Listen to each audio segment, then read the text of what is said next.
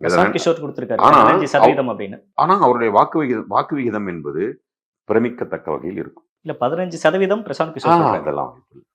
அதெல்லாம் வாய்ப்பு இல்லை. அதுக்கு என்ன பண்ணணும்னா பீகார்ல இருந்து, உத்தரப்பிரதேசில இருந்து, வெஸ்ட் பெங்கால்ல இருந்து பாரதிய ஜனதாக்காரங்க கொண்டாந்து இங்க இனிமே 10 வருஷம் 20 வருஷத்துக்குள்ள ஒரு தொகுதிக்கு 1,00,000 பேரை குடியமைப்பு செய்தா நடக்கும். அப்படி பண்ணா பாஜக தான் வளரும். தமிழக வெற்றி கழகம் எப்படி வளரும்? அதுல என்ன பெரிய வித்தியாசம்? இல்ல நீங்க சொல்ற கணக்குப்படி பார்த்தா தமிழ்நாட்டுல பாஜக தானே வளரணும்.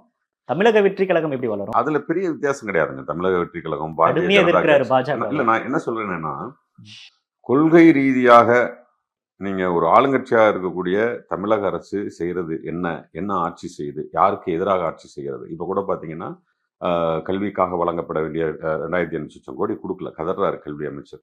ஏன் கல்வியை கை வைக்கிறாங்க? இது இன்றைய நேற்று கல்வியில கை வைக்கல. PM ஸ்ரீ திட்டத்தை ஏத்துக்கிட்டா 1800கள்ல இருந்து உங்களுக்கெல்லாம் கல்வி வரக்கூடாதுங்கிறதுல தெளிவா இருந்தாங்க. அதை மீறி கல்வியை கொண்டு வந்தோம். கல்வி வந்ததுக்கு அப்புறம் உங்களுக்கு கிடைக்கக்கூடாதுன்னு போராடினாங்க. அப்படியும் கிடைக்க வழி செய்தோம். பெண்களுக்கு கிடைத்து விடவே கூடாதுன்னாங்க, அதற்கு கிடைக்க வழி செய்தோம். இளைஞர்களுக்கு சென்று விடக்கூடாது இந்த உணர்வு இளைஞர்களுக்கு போக செய்தோம். ஜட்ஜா நீ உட்காரக்கூடாது போக செய்தோம். அட்வொகேட்டா உட்கார்ந்துடக்கூடாது போக செய்தோம். அதிகாரத்தில் இருக்கக்கூடாது இருக்க செய்தோம். எல்லாம் அந்த கல்வி தான் பண்ணுச்சு.